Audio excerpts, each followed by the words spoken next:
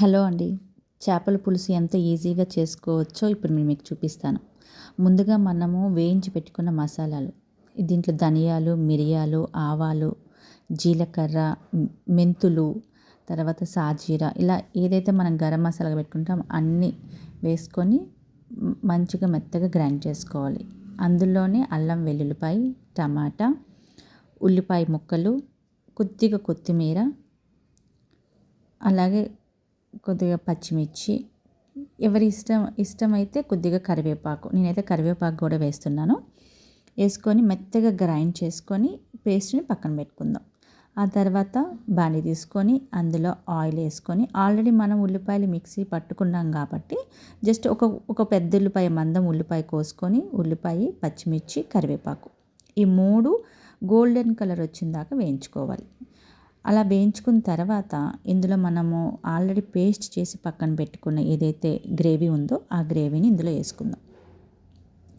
ఆ గ్రేవీని ఇందులో వేసుకున్న తర్వాత ఈ గ్రేవీ మనం తీసుకుందంతా వేయించి తీసుకోలేదని పచ్చి తీసుకున్నాం కాబట్టి జస్ట్ ఈ ఆయిల్లో చక్కగా అది ఫ్రై అయిన దాకా మంచిగా ఉడికి ఆ ఫ్లేవర్ అంతా బయటకు మంచిగా వచ్చిన దాకా మనం వేయించుకొని, అలా ఎప్పుడైతే ఇదంతా బాగా ఉడికిందని అనుకుంటామో ఒక 10 మినిట్స్ ఉడికింది అనుకుంటామో, తర్వాత మనం ముందుగానే తీసి పక్కన పెట్టుకున్న చింతపండు రసం తీసి ఆల్రెడీ పక్కన పెట్టుకుంటాం కదా, ఆ తర్వాత ఆ చింతపండు పులుసు కూడా ఈ గ్రేవీలో వేసుకోవాలి.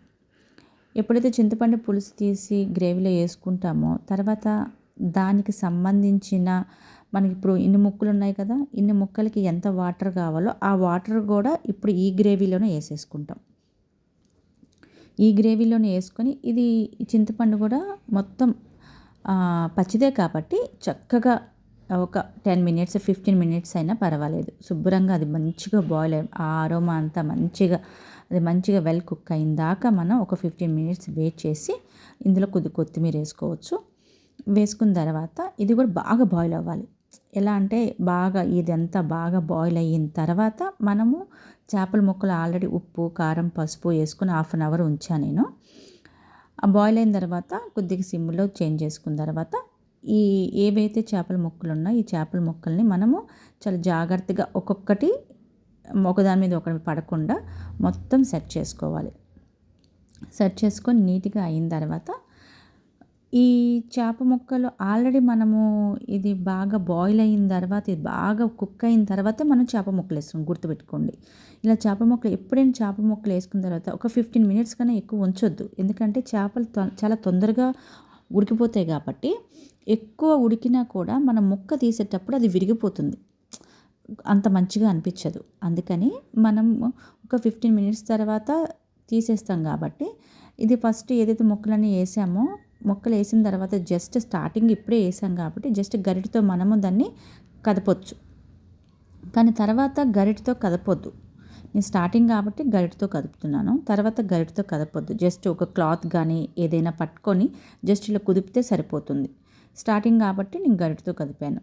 ఈ ముక్కలు వేసిన తర్వాత కూడా మనం ఒక 15 మినిట్స్ అలాగా వేయచ్చు. ఒక 15 మినిట్స్ అంటే నాకు చేపల ఎగ్స్ కూడా వచ్చినాయి కాబట్టి నేను దించే ఒక 5 మినిట్స్ ముందు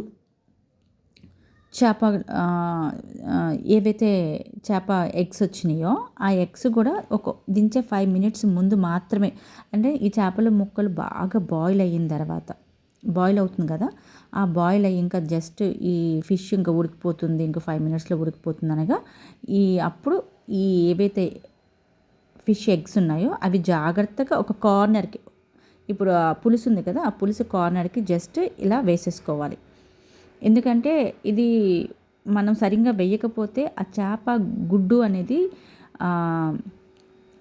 బయటకు వచ్చేసి పులుసులో మొత్తం కలిసిపోతాయి అన్నమాట, చిన్నగా. అప్పుడు మొత్తం పులుసు మొత్తం పాడైపోతుంది. అందుకని ఎండింగ్లో మాత్రమే చేపల పులుసులో వేసుకోవాలి. ఇలా వేసుకుని 5 మినిట్స్ అయిపోయిన తర్వాత కొత్తిమీర వేసుకొని దించుకుంటే మంచిగా చక్కగా చేపల పులుసు రెడీ అయిపోతుంది. ఓకేనా ఫ్రెండ్స్, థ్యాంక్ యూ.